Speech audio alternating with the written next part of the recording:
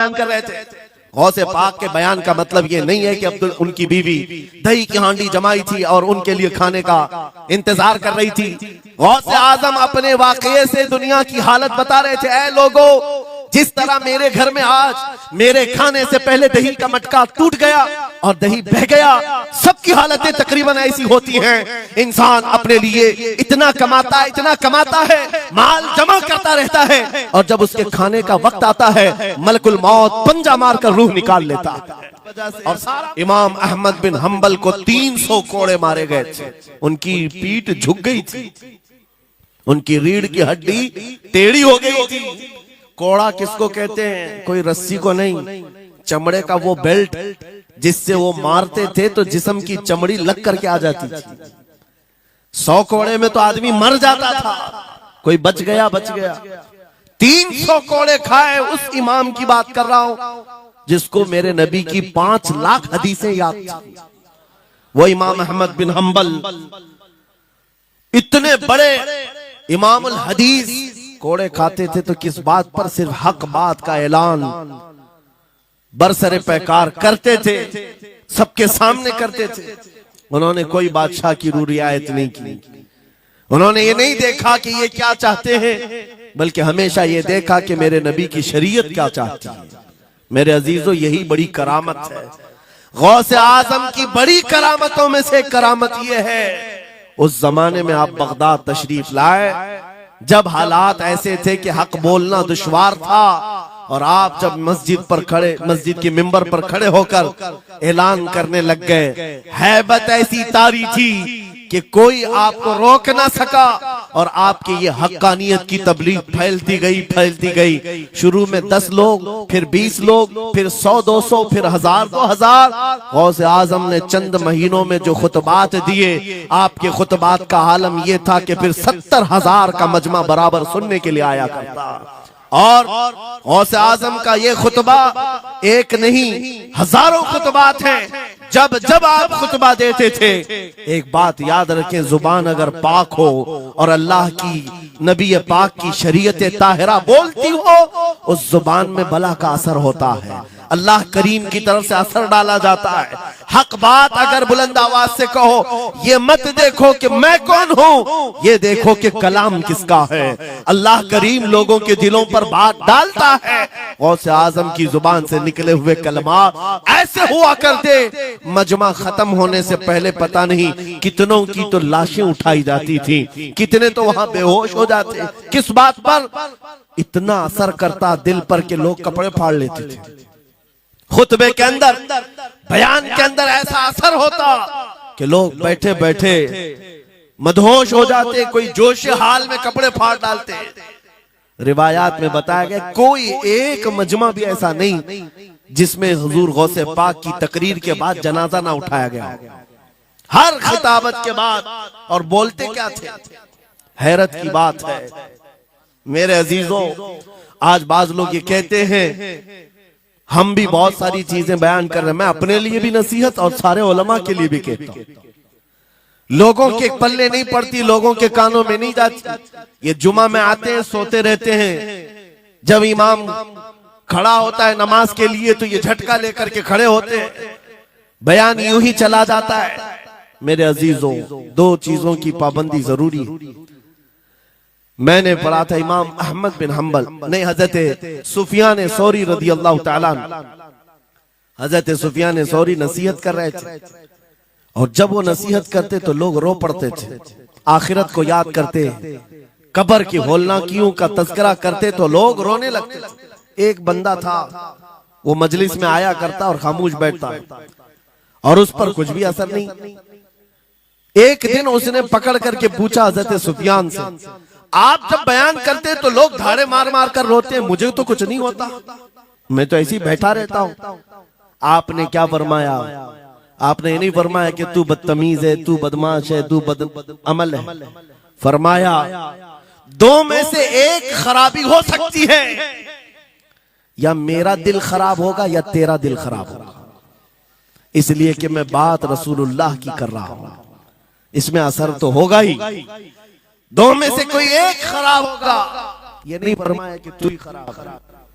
यहां पर हमारे लिए नसीहत है, बोलने वाली जुबान पाक हो और लुकमा हलाल का जाता हो, अल्लाह असर जरूर पैदा फरमाता है।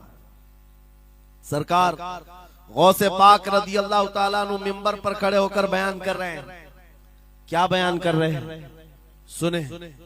एक दिन आप हजरत अब्दुल जब्बार को बैठाए अपने बेटे को, वो बयान करते रहे, उसके बाद उतर कर क्या कहा, अब्बा जान आप जो बयान करते हैं उसमें जो रिक्कत तारी होती है वो मेरे बयान में नहीं होती, आप बयान करें। गौसे पाक मिंबर पर खड़े हो गए और सुनो 70,000 का मजमा है। गौसे पाक की तकरीर क्या है, डायरेक्ट शुरू फरमाते गौसे पाक, ऐ लोगों मेरे घर में आज एक बड़ा हादसा हो गया। अपने घर का वाकया बयान कर रहे, मेरे घर में आज एक अजीब हादसा हो गया।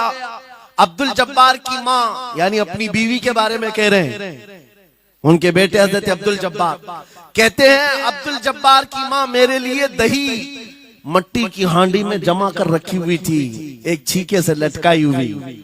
गर्मियों के दिन थे, आज मेरी भी ख्वाहिश थी दही खाने की। मैं घर पहुंचा दोपहर के वक्त, दही की हांडी मेरी बीवी ने उठा करके दस्तरखान पर रखा था। मेरे पहुंचने से पहले ही एक बिल्ला आया घर में और पांव से झपटा मारा, वो दही का मटका गिर गया, टूट गया और दही पूरा जमीन पर बह गया। न माँ खा सका न मेरी बीवी खा सकी। इतना बयान करना था कि लोग ठाड़े मारकर रोने लग गए, कपड़े फाड़ने लग गए, लोगों के अंदर जोश हाल से कैफियत बदल गई। मेरे अजीजों, कोई अपने घर का वाकया बयान कर रहा हो कि दही की हांडी फट गई, दही बह गया, इसमें कौन सी ऐसी बात है रोने की? ये हमारे और तुम्हारे लिए हो सकता है।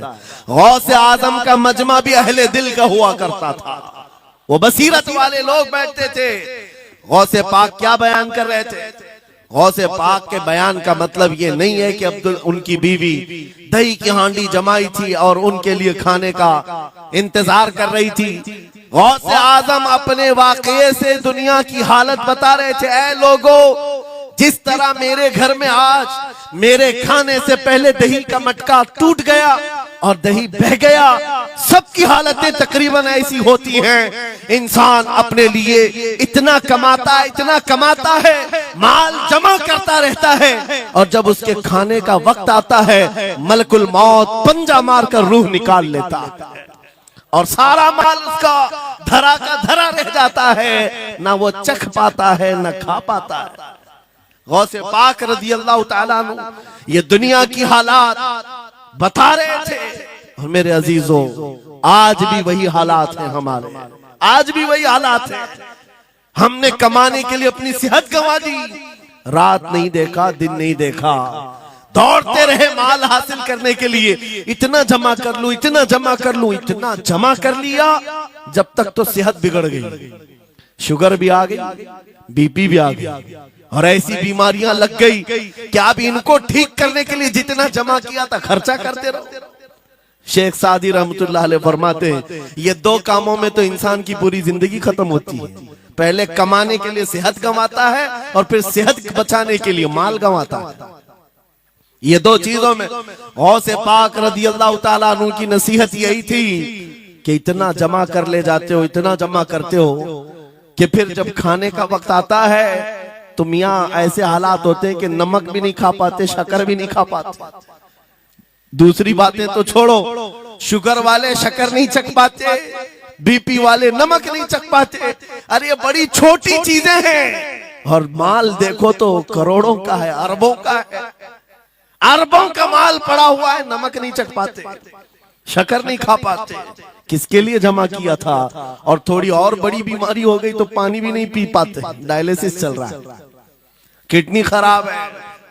कितने ऐसे लोग मिलते हैं आज, कितने ऐसे हैं जिन्होंने साफ मुझसे कहा कि डॉक्टर ने पूरा गिन करके कहा है कि पूरे दिन भर में जो है एक ढक्कन से पानी पीना, बोतल का जो ढक्कन होता है उस ढक्कन से बस बूंद बूंद चखते रहना, पानी ही ना पियो, इसलिए कि किडनी काम नहीं करती।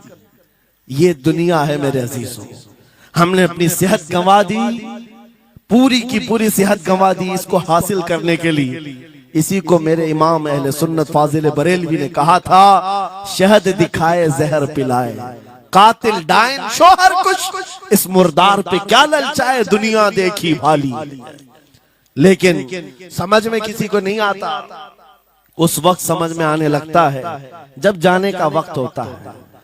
जाने के वक्त हालात ऐसे होते हैं, मैं अक्सर अपने टूर में देखता हूँ, उमरा पे जाते हैं, बगदाद पे जाते हैं, खूब आयश से रहते हैं, सबको पता रहता है प्लेन में सिर्फ 30 किलो का अलाउड है, लेकिन मार्केट में जाते हैं तो उनको कुछ खबर नहीं होती, सब खरीद रहे होते हैं। हो जाए, खरीद करके लाकर रूम में भर दिए, और आज शाम में जाना है तो ठोस रहे हैं इस बैग में उस बैग में नहीं घुसा, और उसके बाद फिर एयरपोर्ट पहुंचे तो कभी इसको रिक्वेस्ट कभी उसको रिक्वेस्ट, थोड़ा हमारा भी ले लो, थोड़ा हमारा भी ले लो। अरे वहां सबका 30 है, कोई लेने को तैयार नहीं। फिर खरीदा हुआ वहीं छोड़ करके हसरत भरी निगाह से देखते जाते हैं, किसी की खजूर छूटी हुई है, किसी के मुसल्ले छूटे हुए हैं, किसी के कपड़े छूटे हुए हैं। हर बार हम एयरपोर्ट पे देखते हैं, छोड़ करके जा रहे होते हैं, बड़ी हसरत से देखते हैं। मेरे अजीजों, ये कोई लतीफा नहीं, सेम यही हालात जब दुनिया से जा रहा होता है एक इंसान, मरने से पहले उसकी आंखें फटी रह जाती हैं। क्यों कहा गया है मरने के वक्त सबसे पहले उसकी आंखें बंद कर दो? क्योंकि वो अपना माल देख रहा होता है, अपनी औलाद देख रहा होता है,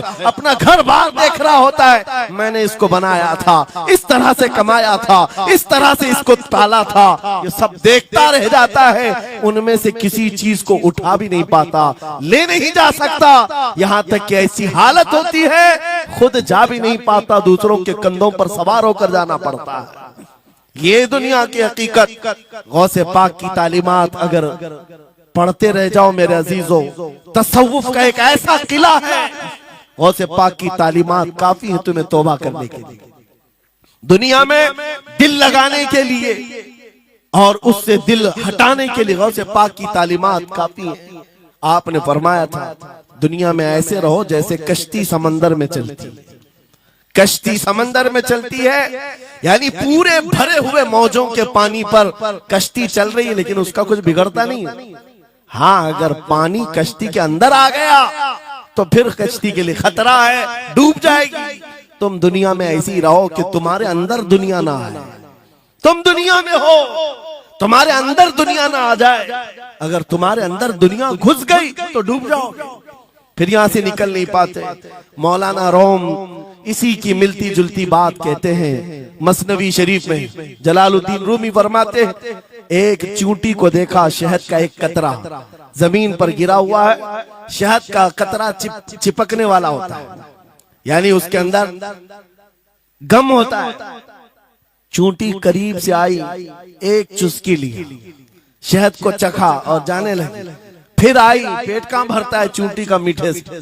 अरे शहद तो पानी में भी रखो ऊपर से आके गिरती है, और शहद खाना है उसको। और दूसरी तरफ से आई, फिर गई, पेट नहीं भरा, चारों तरफ से उस कतरे को चाट चाट के गई।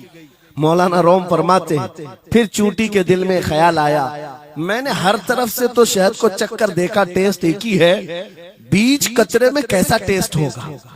कतरे के बीचों बीच शायद अलग टेस्ट होता है। तो चूंटी ये सोच करके कतरे के ऊपर चढ़ गई, जो शहद का कतरा था उसके ऊपर चढ़ गई। कहा ऊपर चढ़ करके मैं चुस्की लूंगी इसकी और चखूंगी। और जब चढ़ गई तो उसके सारे पैर हाथ उस पे चिपक गए।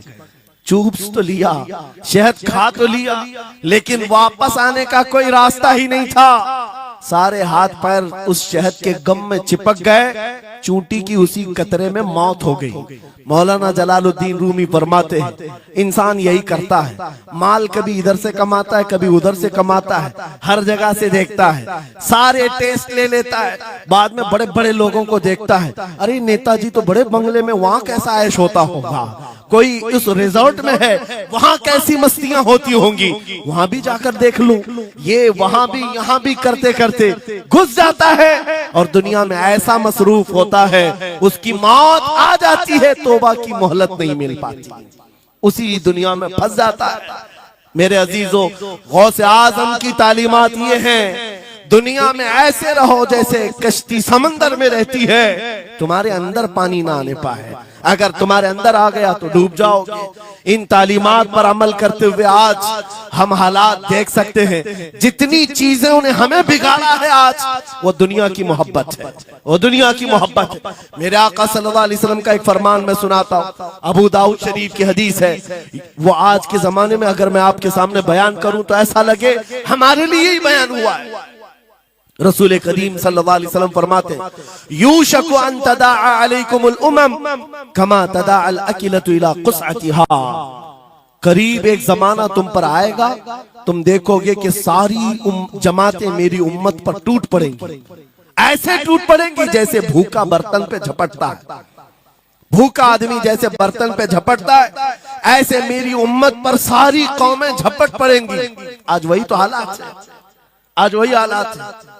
सबका टारगेट हम ही है, सबका निशान हम है। सहाबा ने पूछा उस वक्त, यौमइदिन मिन नहनु मिन किल्लतिन या रसूल अल्लाह, ऐ अल्लाह के रसूल उस जमाने में हमारी तादाद कम होगी, ऐसा क्यों होगा कि सारे लोग हम पर झपट पड़ेंगे? नबी पाक फरमाते हैं, वलाकिन्नकुम कसीरून, नहीं तुम तो बहुत ज्यादा होंगे उस वक्त, गुसाअन का गुसा इस्सैल, लेकिन तुम्हारी हालत समंदर के झाग की तरह होगी। यानी समंदर का कफ झाग जो होता है हवाओं से उड़ जाता है, तुम्हारी हालत ऐसी होगी। तादाद तो बहुत होगी, लेकिन छोटी छोटी चीजों से बिलबिला करके भागने वाले लोग, ये प्यूरिटी नहीं रह जाएगी। फिर सहाबा ने पूछा, या रसूल अल्लाह सल्लल्लाहु अलैहि वसल्लम, ये ऐसी चीज हमारे अंदर क्यों आएगी? मेरे आका फरमाते हैं, वजह दो ही होगी। दो चीजें जब तुम्हारे दिल के अंदर आ जाए तो अल्लाह ताला तुम्हारे दिलों से, तुम्हारे दिलों के ऊपर काफिरों का, दुश्मनों का रौब डाल देगा। तुम डरते डरते जीने लग जाओगे, खौफ के आलम में जीने लग जाओगे। वो दो चीजें क्या है? मेरे आका फरमाते हैं, हुब्बुद दुनिया व कराहियतुल मौत, दुनिया से बेइंतहा मोहब्बत करने लगोगे और मौत से भागने लगोगे। मौत से तुम्हें नफरत हो जाएगी, डरने लग जाओगे। ये दो चीजें जब तुम्हारे अंदर आ जाए, तुम्हारे दिलों पर काफिरों का रौब डाल दिया जाएगा, दुश्मनों का खौफ डाल दिया जाएगा। क्या ये दो चीजें आज हमारे अंदर आ गई? है नौजवान, दुनिया में ऐसे मस्त हो गए, हर एक को अपनी मसलहत है। मेरी दुकान कैसे चलेगी, मेरा बिजनेस कैसे चलेगा। मौलाना तो तकरीर करते हैं, ये बोलते हैं इनको कुछ हो गया, हमारे बच्चों का क्या होगा। ये सारी मसलहतों की बातें मैं सुन सुन करके पक गया हूं। बहुत सारे लोगों को तो ये लगता है इनके साथ मत बैठो, वरना कल को इन पकड़ के ले जाएंगे तो तुम्हारा भी नाम आ जाएगा। बहुत सारे स्टेज पर उलमा के हालात पर अभी तो चल रहा है। जिस दिन कोई टारगेट पर आए, इधर उधर बैठने से भी डरने लगे। इनके ऊपर इतने केस हैं, बाजू बैठने वालों की भी हालत खराब हो जाएगी, हमारा भी नाम ना आ जाए। मेरे अजीजों, ये सब गीदड़ भपकियां हैं, तुम्हारे ईमान का इम्तिहान। मैं तो यही कहता हूं, हमारे साथ कोई मामला नहीं।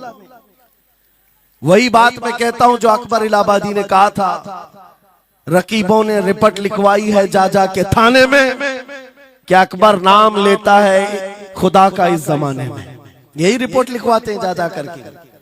हमारी भी जहां रिपोर्ट लिखी हुई होगी, बात यही होगी कि ये रसूलुल्लाह का नाम लेता है और उनके नाम पर लोगों को बात करता है, यही रिपोर्ट होगी। और इस बारे में हम कभी डरते नहीं। मैं आपको बताऊं, उत्तर प्रदेश में वहां के हालात तो पता है, बिल्डोजर की हुकूमत चलती है। लेकिन मेरे अजीजों, एक मौलाना साहब ने कहा, आपके साथ जलसे में बैठकर मैं लब्बैक लब्बैक के नारे लगा रहा था, दूसरे दिन मुझे थाने बुला लिया और फिर मुझे बहुत ज्यादा मामलात हो गए। कहा कि मौलाना तुम ही नारे लगा रहे थे। आप लोग ना डरे इंशाअल्लाह। यहां पर तो उन्होंने मुझसे कहा मैं कहा क्या हुआ, फिर कुछ हुआ? कहा हमसे कह रहे थे केस हो जाएगा, हालात बिगड़ जाएंगे, खराब हो जाएंगे। मैंने कहा फख्र करो मौलाना इस बात पर, दुनिया चोरी करके थाने जाती है और तुम नबी का नाम लेकर जा रहे हो, कौन सा मसला है? बात सिर्फ इतनी है मेरे अजीजों, हम बोलते रहेंगे उस वक्त तक जब तक अल्लाह तबारक व तआला ने जुबान रखी है। नबी पाक की अज़मत और नबी पाक की शरीयत और औलियाए उम्मत की मिदहत बयान करना जुर्म है। यह जुर्म हम 1000 बार करें, अगर ये जुर्म है 1000 बार करें, बल्कि हम दार पर भी, फांसी के फंदे पर भी ये जुर्म करेंगे, क्योंकि हमारे असलाफ ने हमें ये बताया है जो जान मांगो तो जान दे दे, जो माल मांगो तो माल दे दे, मगर ये हमसे कभी ना होगा नबी का जाहो जलाल दे दे।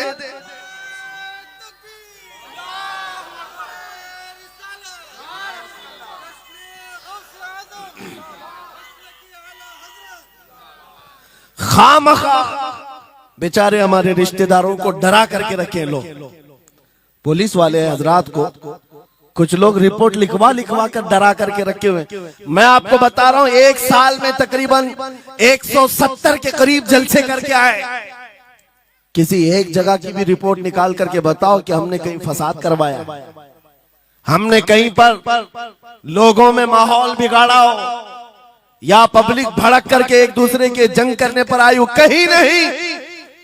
अगर कौम को, सोई हुई कौम को बेदार करना तुम्हारे नजदीक भड़काना है, तो ये भड़काना तो बहुत अच्छा है मेरे अजीजों। हमारा काम सिर्फ इतना है, हम उन नौजवानों से बात कर रहे हैं जो अपने नबी के फिदाई हैं, जो अपने नबी के आशिक हैं, और हम सिर्फ उस लौ को और बढ़ाना चाहते हैं जो इनके सीनों में जल रही है। इनके सीनों में किसी और की नहीं, मेरे मुस्तफा के मोहब्बत की शमा है। अगर वो मध्यम है, हम उसको तेज करना चाहते हैं। बस मेरे नौजवान से मेरा मुतालबा सिर्फ इतना ही है, किसी की जय विजय क्यों पुकारे, क्या गरज हमको, हमें काफी है सैयद अपना नारा या रसूल अल्लाह, हमें काफी है सैयद अपना नारा।